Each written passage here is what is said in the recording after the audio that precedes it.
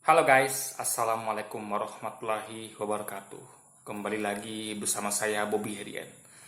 Kali ini saya ingin buat konten guys, membahas mengenai duet maut Profesor Salim Said ya dengan apa namanya dengan Jenderal Gatot Nurmantio. Jadi mereka berdua ini adalah duet maut. Kenapa sih buat video ini guys? Karena saya agak kesel gitu kan. Jadi ada channel di YouTube itu dia bikin judul ya, itu dia bikin seakan-akan Profesor Salim Said ini adalah menskakmat atau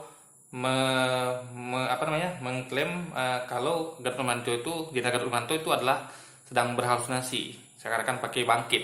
Jadi seakan-akan Profesor Salim Said itu membantah kalau Jenderal Gatot Nurmantio ini salah, kalau PK itu sebenarnya udah bangkrut gitu kan. Nah, cuman masalahnya adalah mereka orang yang bikin channel ini yang nggak ngerti ya. Jadi dia nggak tahu kalau yang dimaksud, yang ditujukan oleh Profesor Sandra itu bukan kepada Jenderal Gatot Nurmantio.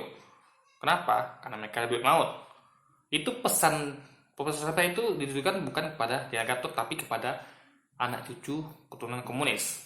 Ya, makanya saya akan bahas di sini biar anda paham. Jadi jangan nanti ada salah duga sehingga seakan-akan kalau Jenderal Gatot ini malah dibantah oleh keyakinan Jenderal Gatot kalau APK bangkit ini justru dibantah oleh Sam Said. Itu salah besar, bukan itu logikanya guys ya.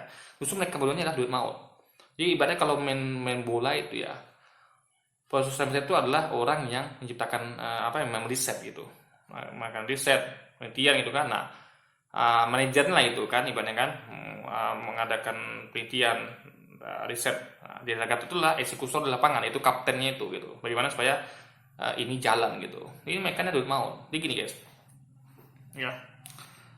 Mengenai statement Profesor Salim Said yang mengatakan PKI itu sudah bangkrut, ideologinya sudah bangkrut. Ya, ini perlu kita mengerti dulu ya. Maksud beliau ini poinnya apa gitu. Ketika beliau mengatakan itu, PKI ini komunisnya lah ideologi sudah bangkrut, udah nggak laku lagi. Ya, udah nggak laku lagi. Sehingga saya kurang yakin kalau mereka tuh bisa bangkit. Ya, kurang yakin. Nah, itu poinnya adalah bukan berarti beliau tuh ngajak kita bukan tuh nggak waspada, tapi dia tuh pengen menyindir anak-anak cucu keturunan PKI yang hendak membangkitkan komunis lagi. Karena udah terbukti gagal gitu loh guys. Tapi beliau tetap ingatkan, jangan lupa sejarah, jas merah kata beliau kan, jangan lupa sejarah. Kalau Anda melihat peristiwa G30 PKI, Anda harus lihat tuh sebelum 65 gitu. Ada ceritanya, sampai ke puncak 65, baru setelah pra 65. Jadi semua itu ada sebab akibat. Jangan Anda lihat tuh 65 ke atas, enggak ada salah itu, framing Anda salah. Anda harus lihat lengkap detail dari mulai sebelum 65, sebelum 48 ya, baru ke atas. Jadi Anda mendapatkan gambaran lengkap apa yang sebenarnya terjadi. Jadi Anda tidak akan melihat, Anda akan melihat objektif, mana yang sebenarnya pelaku, mana yang korban gitu. Kalau Anda lihat tentang 65 ke atas, Anda akan tidak ngerti sejarah gitu. Makanya Profesor Sam Said selalu menekankan untuk pentingnya belajar sejarah. Dan dia menyindir juga, pemerintah memang nggak ngerti sejarah gitu. Sehingga nggak ngerti bagaimana cara menghadapi gejolak ini. Di satu sisi, anak-anak cucu PKI pengen balas dendam, ya. Sisi lain, tentu yang seterunya itu TNI dan umat Islam, ya, itu dan ulama itu tentu gerah gitu. Karena bagi mereka, bagi kita kan itu sudah usai, itu sudah masa lalu gitu, harus dikubur. Dalam artinya dikubur bukan dilupakan sejarahnya, jangan lagi terulang lagi gitu. Nah, makanya gunanya belajar sejarah itu untuk mengingat-ingat. Kalau ini sejarah kelam bangsa, jangan sampai terulang lagi. Nah, itu yang selalu diingat oleh Profesor Said. Jangan lupakan sejarah.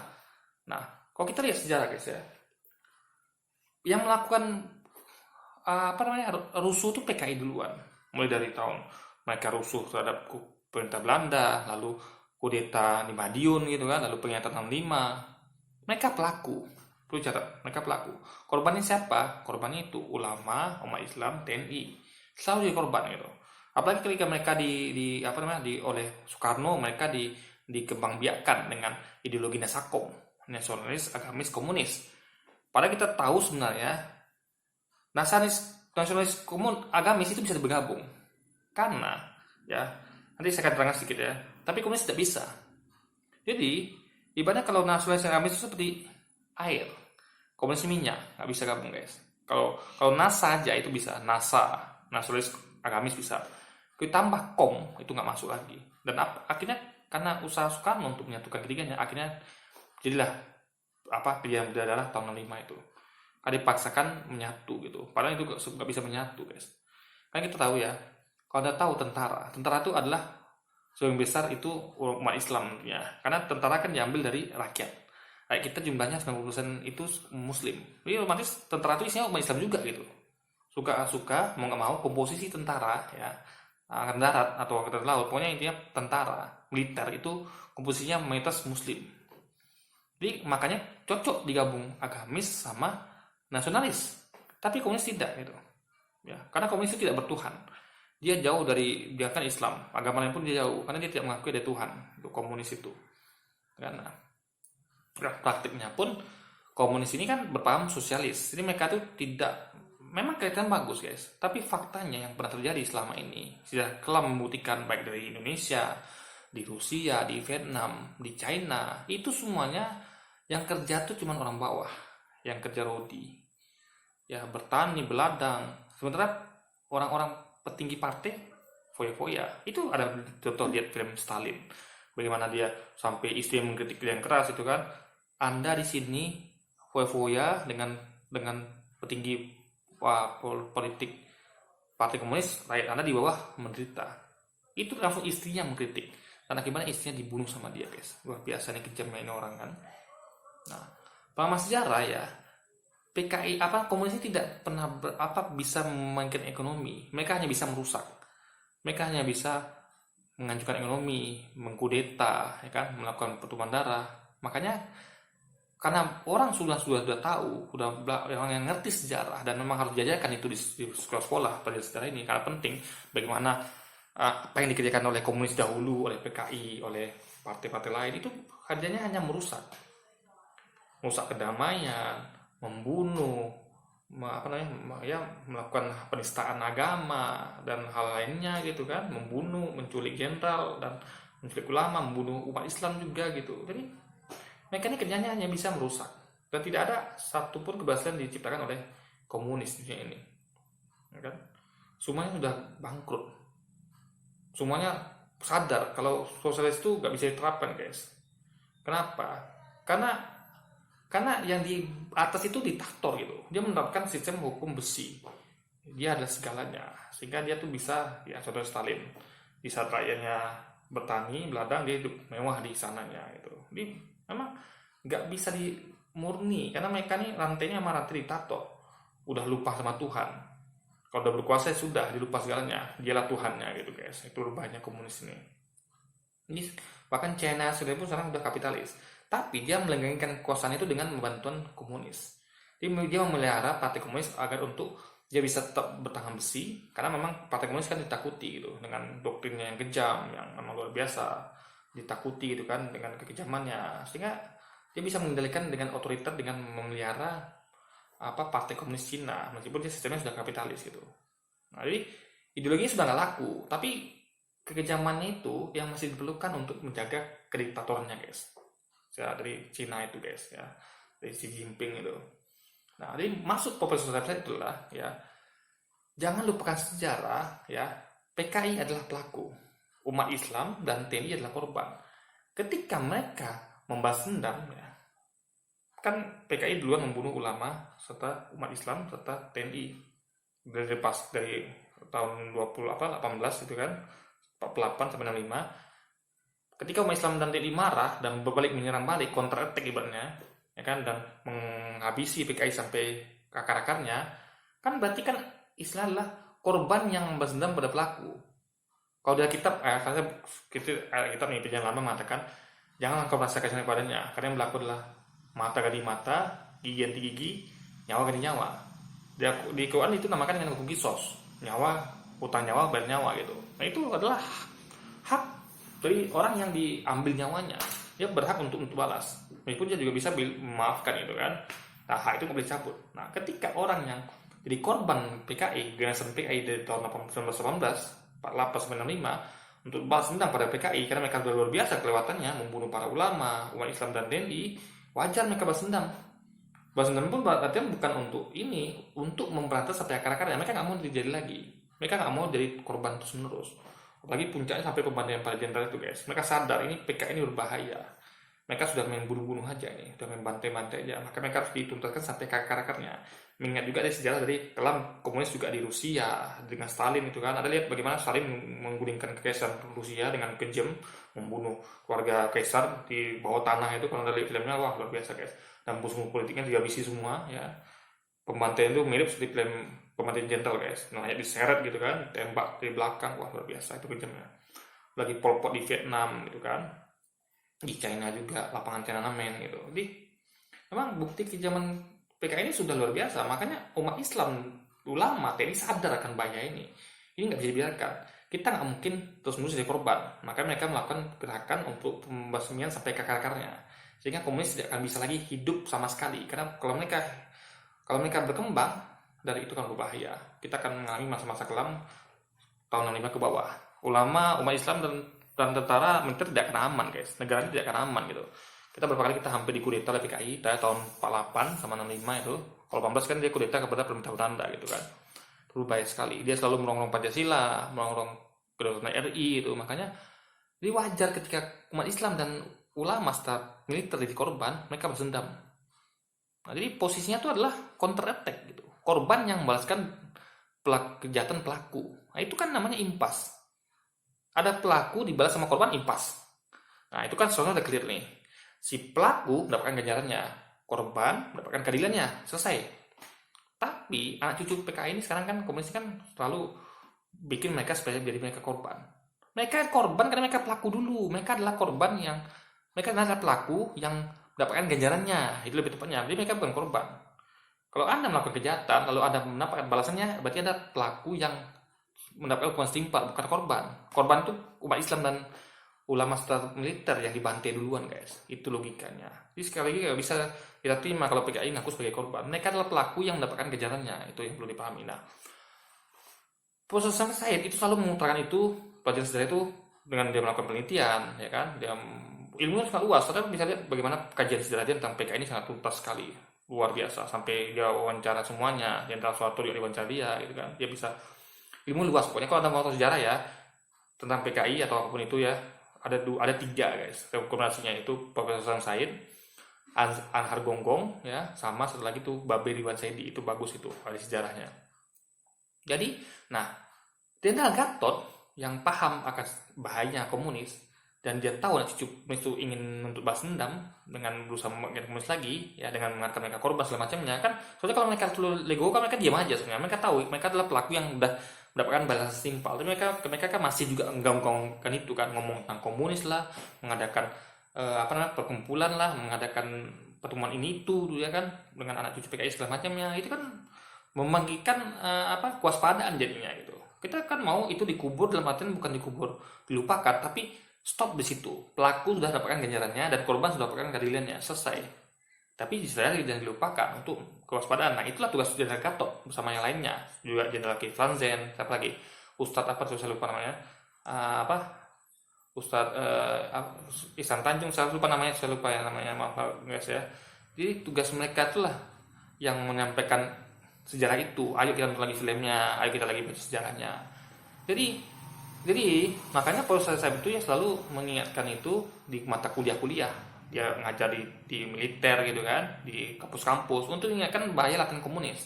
Meskipun mereka sudah bangkrut ya, tapi masih ada orang-orang yang ngeyel gitu. Udah tahu nih ideologi gagal, orang nggak suka di mana-mana karena kerjanya ideologi ini hanya membunuh dan tidak cocok dengan ideologi yang lain ya kan. Apalagi nasionalis agamis juga Pancasila, mereka tapi masih kuku untuk memainkan lagi guys. Nostalgia itu dengan ngomong tentang komunis. Kalau zaman Soeharto nggak bisa lagi ngomong komunis, karena ngomong komunis ditangkap udah.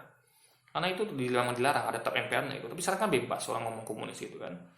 Bahkan orang ngaku sebagai bangga jadi PKI gitu. Ini kan berbahaya sekali. Dan itu umat Islam tentu akan umat Islam ulama setelah ini tentu akan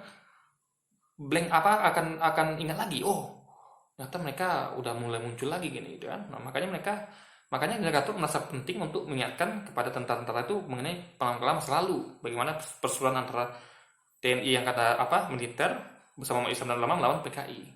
Ya kan? Korbannya itu para ulama Islam setelah jenderal yang terbunuh di Lubang Buaya itu guys. Itu korban dari kebijakan PKI. Nah, tentara di militer harus diingatkan hal ini. Makanya Jenderal Gatot sebagai mantan Panglima TNI, waktu dia jadi Panglima TNI pun dia konsen kan memutar film itu untuk belajar sejarah, untuk ingat sejarah, karena sejarah itu penting guys. Sejarah itu penting untuk diingat, untuk jadikan kewaspadaan. Kalau dulu pernah terjadi, jangan sampai terjadi lagi. Harus paham ini kenapa terjadi, apa sebabnya, siapa pelaku, siapa korban. Itu harus pahami semuanya. Jadi karena tahun 48 pun itu ya 50-an tuh Aidit pernah mencoba untuk memutarbalikkan sejarah. Udah jelas itu musuh yang mau kudeta di Madiun, dia katakan musuh tuh sebenarnya enggak kudeta, ya kan luar biasa ya. Dan orang dipaksa tuh percaya karena orang takut sama Aidit waktu itu kan, takut sama PKI karena PKI dipelihara oleh Soekarno gitu dengan jargon Nasakop. Nah itu kan berbahaya sekali, kita nggak mau terjadi gitu. Kita mau fakta sejarah itu tetap lestari, diketahui oleh generasi muda untuk dijadikan kewaspadaan ke masa depan. Sehingga cukuplah sudah itu. Si korban sudah mendapatkan, yaitu korbannya itu ulama umat Islam serta TNI, militer sudah mendapatkan keadilan dengan memberantas perlakuan pelaku, dan pelakunya sudah dapat ganjaran karena mereka sudah dibasmi hingga ke akarnya. Karena mereka yang salah duluan. Kan mereka membantai ulama, TNI, TNI ya, jenderal-jenderal itu, dan mereka mendapat balasannya dengan mereka dilarang karena mereka kerjanya hanya berusakan, dan itulah makanya Profesor Said mengatakan mereka sudah bangkrut karena semua orang udah tahu dunia ini guys. Di Amerika lihat coba ketika Joe Biden ya itu katanya didukung oleh kelompok sosialis, itu kesempatan empuk bagi Donald Trump untuk menyerang Biden. Lihat Biden jadi didukung oleh sosialis, luar biasa. Karena Amerika pun udah benci, nggak suka sama komunis guys, sosialis gitu. Barat nggak suka sama komunis gitu. Makanya Hitler itu menggebu-gebu menyerang Rusia. Kenapa? Karena Rusia berpaham komunis. Makanya Hitler itu tahu bahaya komunis gitu, ya kan? Tahu dia, makanya diluncurkan serangan terhadap Rusia karena berbahaya nih kalau nggak karena kaisar Rusia aja runtuh oleh komunis. Anda bayangkan coba. Dan akibatnya apa? Akhirnya Rusia jadi terpecah belah kan. Itu akibat apa? Karena komunis. Komunis kerjanya hanya memecah belah. Makanya Rusia terpecah belah kan. Itulah bahaya komunis. Jadi lagi ya, proses saya itu dengan Gatot Nurmantio adalah duit maut. Yang satu menceritakan sejarah, yang satu itu bagaimana supaya sejarah itu tetap lekang abadi gitu, tidak termakan zaman, untuk jadi kewaspadaan tingkat kita semua kalau ada sejarah masa lalu yang tidak boleh terulang lagi, baik di Indonesia, Vietnam, Rusia, dan negara lain-lainnya termasuk China. Cukup sudah ya kita nggak mau lagi ada begitu-gituan. Makanya Profesor Samsat perlu mengingatkan, dan Gatot juga mengingatkan, dan juga yang lain juga banyak gitu guys. Makanya tetap waspada akan bahaya dan komunis ya. Ajak anak-anak muda kita, generasi muda kita tuh belajar sejarah bagaimana keberadaan PKI kalau mereka tuh adalah lagi bangkrut. Di kata Profesor Salim Said, yang kerjanya hanya merusak, ya kan, mengkudeta dan membuat kerusuhan, dan tidak pernah bisa membangun apapun. Karena meskipun kelihatan mereka keren, karena mereka pahamnya sosialis itu adalah bagaimana menciptakan pertanian dan tapi petingginya kan tetap diktator. Petingginya menikmati kemewahan di istananya, yang itu diprotes oleh istri Stalin itu sampai dibunuh dia kan, karena Stalin nggak suka dikritik karena dia kan diktator gitu kan, ya kan, dia foya-foya di sana, sebenarnya rakyat menderita. Itulah topeng komunis yang sebenarnya. Mereka pura-pura sosialis tapi itu hanya berlaku di bawah, di grassroots. Di atasnya itu mereka hidup foya-foya sebagai pimpinan dari Politbiro komunis guys. Itu jadi padilas pada Stalin dan yang lain-lainnya gitu. Di saat di sini kelompok rakyat buruh tani itu bentrok dengan ulama umat Islam ya, dengan militer, petingginya itu enak tuh musuh Aidit di Rusia, Cina menonton di sana. Sementara anak buah sini itu berseteru, berkonflik dan berantem gitu guys. Mereka menonton dengan santai di Rusia dan Cina sana. Itu berbahayanya. Jadi manis kelihatannya manis gitu kan, tapi sesungguhnya tidak, itu hanya topeng. Ya, petingginya tetaplah diktator, menikmati kekuasaan, berfoya, sementara di bawah yang menderita guys. Itulah topeng komunis sebenarnya yang sudah kita ketahui dari pemahaman sejarah yang kita baca dan kita dengar selama ini. Oke, jadi sekali lagi jangan lupa Profesor saya dan Gatot itu adalah duit maut yang saling melengkapi, jadi segmen Profesor saya itu bukan juga kepada Gatot, tapi kepada anak cucu PKI yang hendak bangkit, disindir oleh beliau gitu. Dan juga pemerintah juga beliau sindir, jangan lupa sejarah. Karena kalau pemerintah gagal dan tidak paham sejarah, dia akan gagal mengelola antara konflik ini ke depannya. Sehingga tidak akan kelar-kelar masalah kita nih guys. Ya, komunis ini akan selesai gitu kan. Sementara hantaman pada khilafah luar biasa. Ya, khilafah sampai HTI dibubarkan gitu kan. Tapi terhadap komunis lembek itu pemerintah kita gitu. Oke guys, jadi mungkin sekian dulu video saya kali ini. Sampai jumpa lagi di video-video selanjutnya. Wassalamualaikum warahmatullahi wabarakatuh.